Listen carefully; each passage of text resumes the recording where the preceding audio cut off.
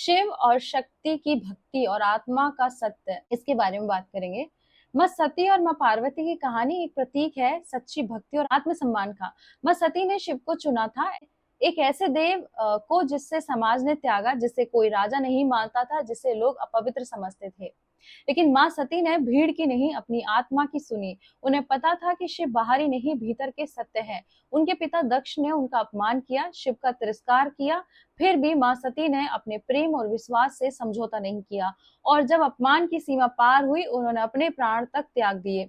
क्योंकि आत्मा का सत्य सामाजिक सम्मान से ऊपर होता है, और आत्मा का ही रिश्ता सबसे बड़ा होता है। माँ पार्वती ने 5000 वर्षों तक कठिन तपस्या की। वह माता पिता की बात, समाज की सोच या क्या लोग कहेंगे, इन बातों में उलझ जाती तो वह कभी शिव को न पा पाती। लेकिन उन्होंने परमात्मा को पाने का निश्चय किया था, और वो उन्हें मिला। भगवान को पाना है तो अपने अंदर की सच्चाई सुननी होगी, न समाज की, न रिश्तेदारों की, न डर की। भक्ति क्या है? त्याग, धैर्य और आत्मबोध। भक्ति सिर्फ पूजा नहीं होती, भक्ति है धैर्य से सत्य पर डटे रहना, चाहे पूरी दुनिया खिलाफ क्यों न हो।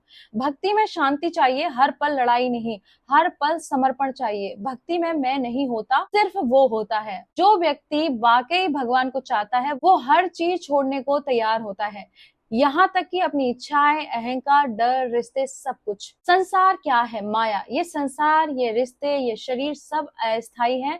हम सोचते हैं कि माता पिता, भाई बहन, पति पत्नी हमेशा के हैं, पर हर जन्म में ये बदल जाते हैं। इस जीवन में जो आपका पुत्र है, वह अगले जन्म में शायद आपका शत्रु बने। जो माता है, वह अगले जन्म में आपकी पुत्री हो सकती है।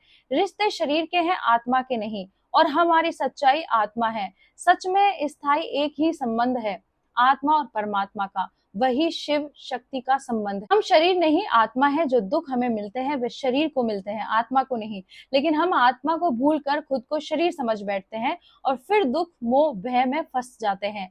जब तक यह ज्ञान नहीं होता कि मैं आत्मा हूँ और मेरी पहचान केवल शिव शक्ति से है, तब तक हम भटकते रहेंगे। परमात्मा का मिलन परमानंद है, वहाँ कोई अपेक्षा नहीं, कोई दुख नहीं, बस पूर्णता है। सच्चा रिश्ता कौन सा है? माँ बाप, भाई बहन, पति, सबके अपने स्वार्थ हैं, पर शिव का कोई स्वार्थ नहीं। वो तो तपस्वी है, त्यागी है, पूर्ण है। इसलिए जो आत्मा सच्चे दिल से उन्हें चाहती है, शिव शक्ति स्वयं उसे स्वीकार करते हैं, फिर चाहे पूरा संसार विरोध क्यों न करे।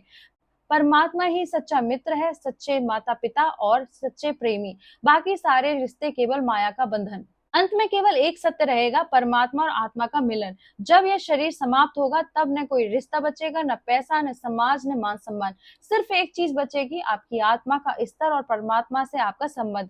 यही सत्य है, बाकी सब असत्य, भ्रम और परीक्षा है। लोग क्या समझेंगे, क्या कहेंगे, ये मायने नहीं रखता। भगवान के नहीं, वो भगवान के भक्तों को क्या समझेंगे, और जो भक्तों को न समझे, वो भगवान के कैसे हो सकते हैं। इसीलिए अपनी भक्ति, अपना सत्य, अपनी आत्मा और परमात्मा, यही सत्य है, और इसी पर ही अडिग रहिए, इसी पर ही चलिए। बाकी सब आपको इन चीजों से रोकने, टोकने और दुख में ढकेलने आएंगे, वो भी अपने अपने स्वार्थ के कारण। इसीलिए इस चीज को शेयर कीजिए और मेरे साथ बोलिए, ओम नमः पार्वती पते, हर हर महादेव, शिव शंभो।